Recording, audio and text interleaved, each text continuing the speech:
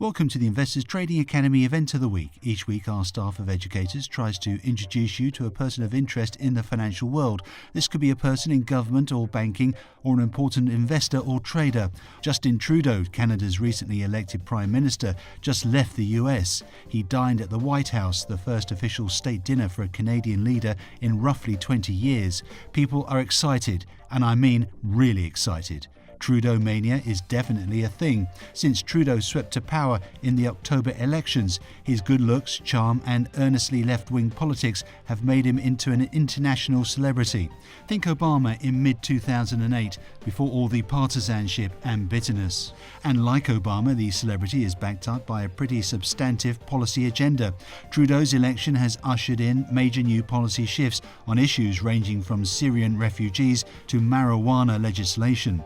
Though Trudeau's persona resembles Obama's, his background is closer to George W. Bush, except imagine if Bush had been Ronald Reagan's son rather than George H.W.'s. So if anything, even the Reagan-Bush comparisons understates Justin Trudeau's family legacy. His father was both a towering historical figure and a cultural icon, almost a cross between FDR and JFK. Trudeau's father, Pierre, was Prime Minister for a huge stretch of time, from 1968 to 1979, and then again from 1980 to 1984. He remains a towering figure in the history of Canada's Liberal Party and Canadian liberalism, rivalled only by his predecessor, Lester Pearson. Early in life, Trudeau didn't seem particularly interested in the family business.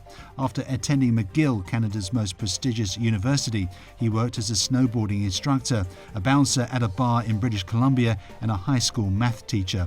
He started getting national political attention in 2000 after giving a moving eulogy at his father's funeral. He won a parliament seat on the Liberal ticket in 2008 and ultimately became the party leader in 2013. During this time, a lot of Canadian political observers dismissed him as a lightweight, a somewhat ironic label given the fact that Trudeau had beaten a Conservative legislator in a televised boxing match in 2012.